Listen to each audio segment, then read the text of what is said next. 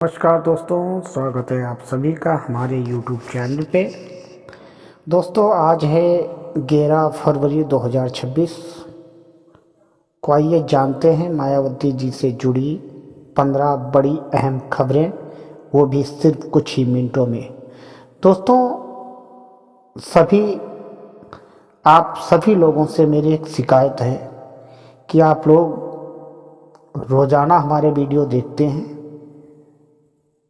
और वीडियो को ना तो आप लोग लाइक करते हैं, ना शेयर करते हैं, ना तो कमेंट बॉक्स में अपनी राय देते हैं। हमारे वीडियो अच्छे नहीं लगते हैं या अच्छे लगते हैं, ये आप ज़रूर बताइए।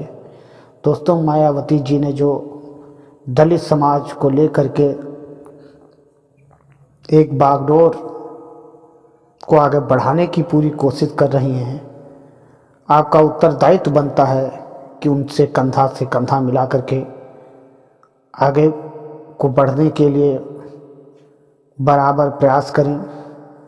दोस्तों मायावती जी ने आज ऐसा एक बड़ा चौंकाने वाला ऐलान किया जिसके विपक्षियों में बहुत बड़ी हलचल मच गई। दोस्तों विपक्षियों को लगता है कि मायावती के आने से उनकी पार्टी पे बहुत बड़ा असर पड़ेगा। असर तो पड़ेगा ही, क्योंकि बहन मायावती जी ने माननीय काशीराम डॉक्टर B.R. अम्बेडकर के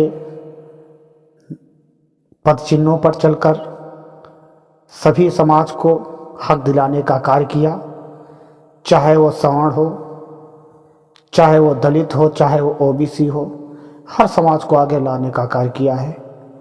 दोस्तों यदि आपको हमारे वीडियो अच्छे लगे तो आप फेसबुक, इंस्टाग्राम और व्हाट्सएप पर अपने रिश्तेदारों दोस्तों को शेयर करना ना भूलें और पूरे विश्वास के साथ कमेंट में लिखें BSP बहन मायावती जिंदाबाद। चलो चलते हैं आज की 15 बड़ी खबरें।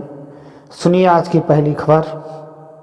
और हाँ दोस्तों, ये रोज़ाना वीडियो आपको सुबह 8 बजे देखने को मिलेंगी, देखना ना भूलें। चलिए चलते हैं पहली खबर की ओर। सुनिए पहली खबर। आज 11 फरवरी 2026 को उत्तर प्रदेश विधानसभा का बजट सत्र बेहद गहमा-गहमी भरा रहा। बसपा सुप्रीमो मायावती जी ने लखनऊ में मीडिया से बात करते हुए योगी सरकार के बजट और राज्यपाल के अभिभाषण पर तीखा हमला बोला है। उन्होंने कहा कि सरकार के दावे जमीनी हकीकत से कोसों दूर हैं। मायावती जी ने स्पष्ट किया कि प्रदेश का दलित और पिछड़ा वर्ग आज भी बेरोजगारी और महंगाई की मार झेल रहा है, जबकि सरकार केवल कागजी आंकड़ों में विकास दिखा रही है।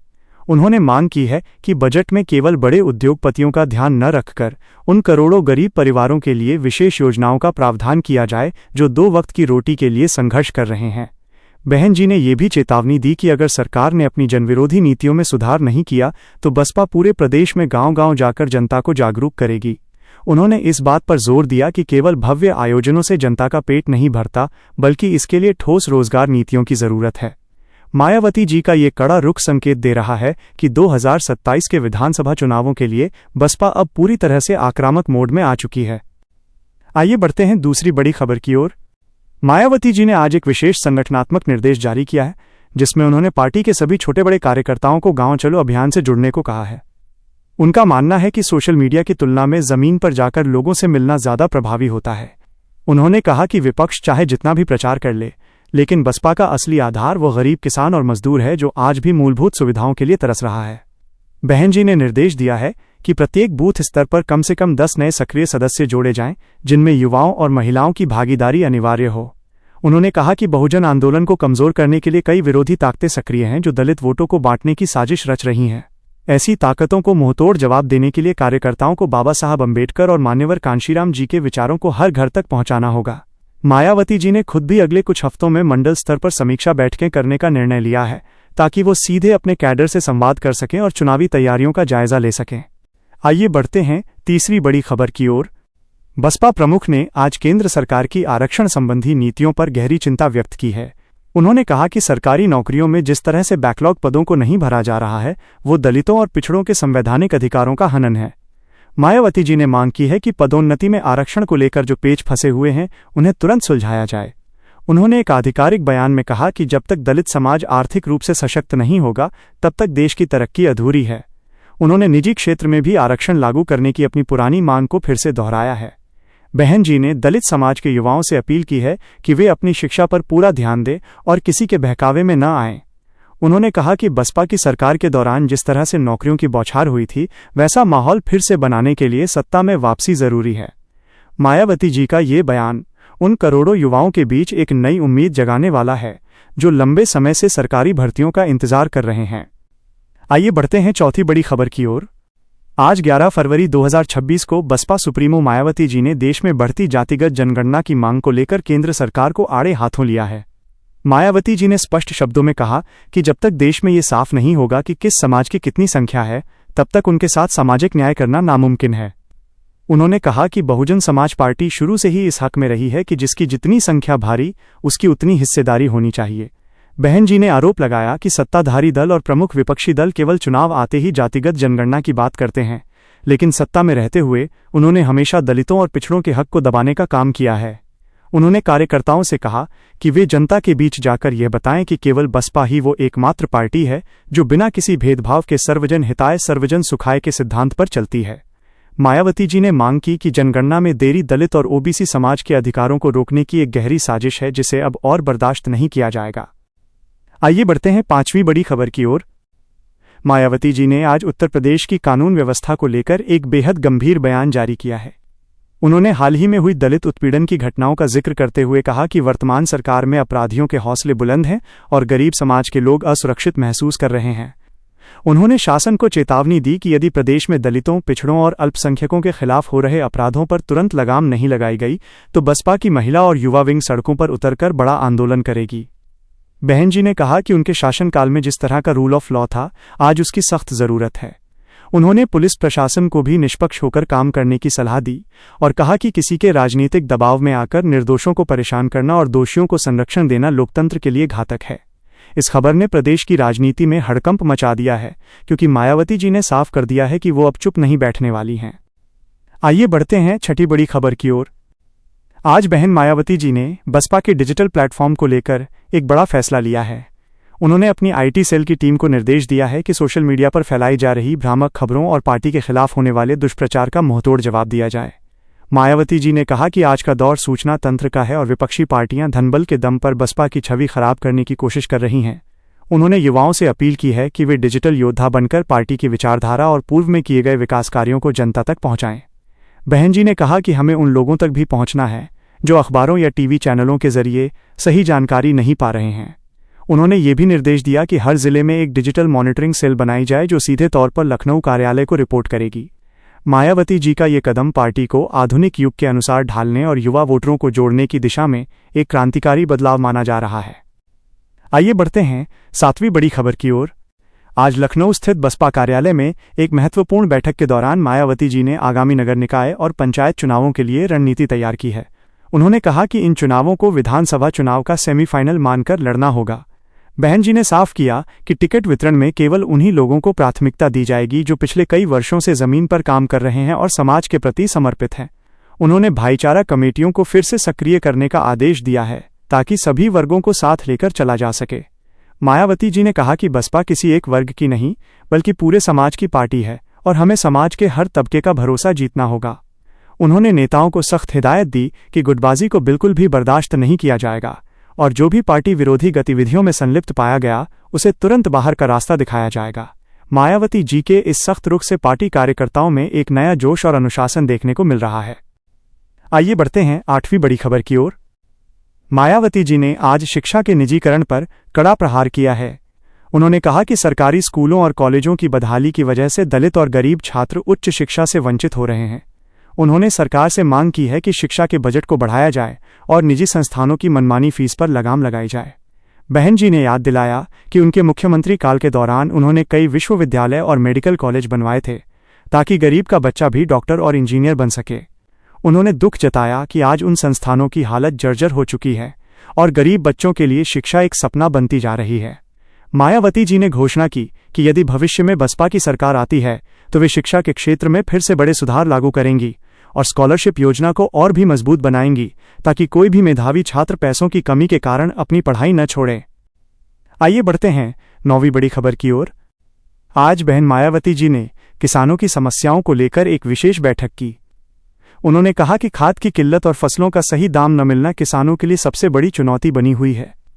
उन्होंने केंद्र और राज्य सरकार से मांग की कि एमएसपी को लेकर किसानों की चिंताओं को दूर किया जाए और उन्हें लिखित गारंटी दी जाए। मायावती जी ने कहा कि किसान देश का अन्नदाता है और उसके साथ अन्याय देश की प्रगति में बाधा है। उन्होंने पश्चिमी उत्तर प्रदेश के साथ साथ पूर्वांचल के किसानों की दुर्दशा पर भी चिंता व्यक्त की। बहन जी ने कहा कि सरकारी खरीद केंद्रों पर जिस तरह से किसानों को परेशान किया जाता है वो निंदनीय है। उन्होंने अपने कार्यकर्ताओं को निर्देश दिया कि वे किसानों के बीच जाएं और उनकी समस्याओं को जिला प्रशासन के माध्यम से सरकार तक पहुंचाएं। मायावती जी का ये किसान प्रेम आगामी चुनावों में ग्रामीण क्षेत्रों में बसपा की पकड़ को और मजबूत कर सकता है। आइए बढ़ते हैं 10वीं बड़ी खबर की ओर। मायावती जी ने आज महिलाओं की सुरक्षा और स्वावलंबन के मुद्दे पर अपनी आवाज बुलंद की है। उन्होंने कहा कि प्रदेश में महिलाएं आज भी सुरक्षित महसूस नहीं कर रही हैं और कार्यस्थलों पर उनके साथ भेदभाव हो रहा है। उन्होंने मांग की है कि संसद और विधानसभाओं में महिलाओं के लिए आरक्षण को तुरंत प्रभावी ढंग से लागू किया जाए। मायावती जी ने कहा कि उन्होंने हमेशा महिलाओं को राजनीति में आगे बढ़ाने का काम किया है। उन्होंने अपनी पार्टी की महिला विंग को मजबूत करने और गांव स्तर पर महिला मंडलों का गठन करने का आदेश दिया। बहन जी ने कहा कि जब तक महिलाएं शिक्षित और जागरूक नहीं होंगी तब तक समाज का पूर्ण विकास संभव नहीं है। उन्होंने स्वरोजगार योजनाओं में महिलाओं को प्राथमिकता देने की बात कही और कहा कि बसपा हमेशा महिलाओं के आत्मसम्मान और उनकी तरक्की के लिए वचनबद्ध रही है। आइए बढ़ते हैं 11वीं बड़ी खबर की ओर। आज 11 फरवरी 2026 को बसपा प्रमुख मायावती जी ने उत्तर प्रदेश विधानसभा में पेश किए गए बजट पर अपनी विस्तृत प्रतिक्रिया देते हुए इसे लोक लुभावन लेकिन खोखला करार दिया है। उन्होंने कहा कि सरकार ने बड़े बड़े आंकड़े तो पेश किए हैं लेकिन इसमें दलितों और पिछड़ों के उत्थान के लिए कोई ठोस रोडमैप नजर नहीं आता। मायावती जी ने कहा कि प्रदेश में बढ़ती महंगाई और बेरोजगारी ने आम जनता की कमर तोड़ दी है और बजट में इन समस्याओं का कोई समाधान नहीं दिया गया है। उन्होंने विशेष रूप से अनुसूचित जाति और जनजाति के कल्याण के लिए आवंटित फंड की कमी पर चिंता जताई और आरोप लगाया कि सरकार केवल चुनाव नजदीक देखकर वादे कर रही है। बहन जी ने स्पष्ट किया कि जब तक बजट का लाभ समाज के अंतिम व्यक्ति तक नहीं पहुंचता तब तक ऐसे भारी भरकम बजट का कोई औचित्य नहीं है। उन्होंने पार्टी के विधायकों को निर्देश दिया है कि वे सदन के भीतर इन मुद्दों को जोर शोर से उठाएं और सरकार से जवाब मांगें। आइए बढ़ते हैं 12वीं बड़ी खबर की ओर। मायावती जी ने आज सोशल मीडिया के बढ़ते प्रभाव और उसके दुरुपयोग को लेकर एक अहम बयान जारी किया है। उन्होंने कहा कि कुछ राजनीतिक दल और शरारती तत्व जानबूझकर बसपा की नीतियों के बारे में गलत सूचनाएं फैला रहे हैं ताकि बहुजन समाज के वोट बैंक में सेंध लगाई जा सके। इसके जवाब में बहन जी ने घोषणा की है कि बसपा अब डिजिटल के साथ साथ डोर टू डोर संपर्क अभियान को और भी तेज करेगी। उन्होंने कहा कि हमारे कार्यकर्ताओं को अब केवल व्हाट्सएप पर निर्भर रहने के बजाय सीधे लोगों के घरों तक जाकर बाबा साहब का संदेश और बसपा के कार्यकाल में हुए ऐतिहासिक विकास कार्यों की जानकारी देनी होगी। मायावती जी ने अपने भतीजे और पार्टी के नेशनल कोऑर्डिनेटर आकाश आनंद को युवाओं की एक नई टीम तैयार करने की जिम्मेदारी सौंपी है जो प्रदेश भर में जाकर दलित युवाओं को गुमराह होने से बचाएगी। उन्होंने कहा कि बसपा का कैडर अब पहले से ज्यादा सतर्क और संगठित होकर इस दुष्प्रचार का मुकाबला करेगा। आइए बढ़ते हैं 13वीं बड़ी खबर की ओर। आज बहन मायावती जी ने राज्य में बढ़ते अपराधों विशेषकर महिलाओं और दलितों के खिलाफ होने वाली हिंसा पर सख्त रुख अपनाते हुए राज्यपाल को एक ज्ञापन भेजने का निर्णय लिया है। उन्होंने कहा कि हाल के हफ्तों में उत्तर प्रदेश के अलग अलग जिलों से जिस तरह की खबरें आ रही हैं वे दिल दहला देने वाली हैं। मायावती जी ने मांग की है कि ऐसे संवेदनशील मामलों की सुनवाई के लिए फास्ट ट्रैक कोर्ट बनाए जाएं और दोषियों को कड़ी से कड़ी सजा दी जाए। उन्होंने सरकार पर हमला बोलते हुए कहा कि अपराधियों में कानून का डर पूरी तरह खत्म हो चुका है क्योंकि उन्हें सत्ता का संरक्षण प्राप्त है। बहन जी ने याद दिलाया कि उनके शासनकाल में बड़े बड़े बाहुबली जेल की सलाखों के पीछे होते थे और किसी भी अपराधी की हिम्मत नहीं होती थी कि वो कानून हाथ में ले। उन्होंने प्रशासन को अल्टीमेटम दिया है कि अगर सुरक्षा व्यवस्था नहीं सुधारी गई तो बसपा कार्यकर्ता सड़कों पर उतरकर विरोध प्रदर्शन करेंगे। आइए बढ़ते हैं 14वीं बड़ी खबर की ओर। बसपा सुप्रीमो ने आज पार्टी के वरिष्ठ नेताओं के साथ मिशन 2027 की तैयारियों को लेकर एक उच्च स्तरीय बैठक की। इस बैठक में उन्होंने उत्तर प्रदेश की सभी 403 विधानसभा सीटों पर संगठन की मजबूती की समीक्षा की। मायावती जी ने कहा कि आने वाला चुनाव बसपा के लिए अस्तित्व और स्वाभिमान की लड़ाई है। उन्होंने निर्देश दिया कि प्रत्येक विधानसभा क्षेत्र में अब भाईचारा कमेटियों के माध्यम से सर्व समाज को जोड़ा जाए। बहन जी ने कहा कि हमें ये सुनिश्चित करना होगा कि दलित, पिछड़ा, अल्पसंख्यक और सामान्य वर्ग का गरीब तबका एक साथ आए। उन्होंने पार्टी के पदाधिकारियों को सख्त हिदायत दी है कि वे अपने अपने क्षेत्रों में सक्रिय रहें और केवल कार्यालयों तक सीमित न रहें। मायावती जी ने यह भी संकेत दिया कि आने वाले समय में वे खुद बड़ी जनसभाओं को संबोधित करेंगी ताकि पार्टी की लहर को दोबारा जीवित किया जा सके। इस खबर ने बसपा कार्यकर्ताओं में जबरदस्त उत्साह भर दिया है। आइए बढ़ते हैं 15वीं और सबसे बड़ी खबर की ओर। जिस चौंकाने वाले फैसले की हमने शुरुआत में बात की थी, वो आज बहन मायावती जी ने अंततः सार्वजनिक कर दिया है। उन्होंने दलितों और बहुजन समाज के हक में एक ऐतिहासिक घोषणा करते हुए कहा है कि बसपा अब संवैधानिक अधिकार बचाओ नाम से एक राष्ट्रव्यापी आंदोलन शुरू करेगी। इस आंदोलन का मुख्य उद्देश्य पदोन्नति में आरक्षण, निजी क्षेत्र में आरक्षण और जातिगत जनगणना की मांग को घर घर तक पहुंचाना है। लेकिन सबसे बड़ी बात यह है कि मायावती जी ने पहली बार यह संकेत दिया है कि वे समान विचारधारा वाले उन क्षेत्रीय दलों के साथ भी गठबंधन पर विचार कर सकती हैं जो दलितों और पिछड़ों के मुद्दों पर ईमानदारी से लड़ने को तैयार हों। उन्होंने कहा कि बहुजन समाज को बांटने की कोशिशों को नाकाम करने के लिए एक बड़ी एकता की जरूरत है। ये कदम उत्तर प्रदेश ही नहीं बल्कि पूरे देश की राजनीति में एक बड़ा उलटफेर ला सकता है। बहन जी ने स्पष्ट किया कि उनका मकसद सत्ता पाना नहीं बल्कि बहुजन समाज को उसका खोया हुआ मान सम्मान वापस दिलाना है। दोस्तों, खबरों का ये सिलसिला यहीं नहीं थमेगा। आपको रोजाना सुबह 8 बजे मायावती जी और बहुजन समाज से जुड़ी हर छोटी बड़ी अपडेट इसी अंदाज में मिलती रहेगी। तो अगर आपने अभी तक हमारे चैनल को सब्सक्राइब नहीं किया है तो अभी सब्सक्राइब करें और बेल आइकन को जरूर दबाएं। जाने से पहले कमेंट बॉक्स में अपनी राय जरूर दें और पूरी ताकत के साथ बीएसपी बहन मायावती जिंदाबाद लिखना न भूलें। मिलते हैं कल सुबह ठीक 8 बजे। तब तक के लिए जय भीम, जय भारत, जय बहुजन समाज।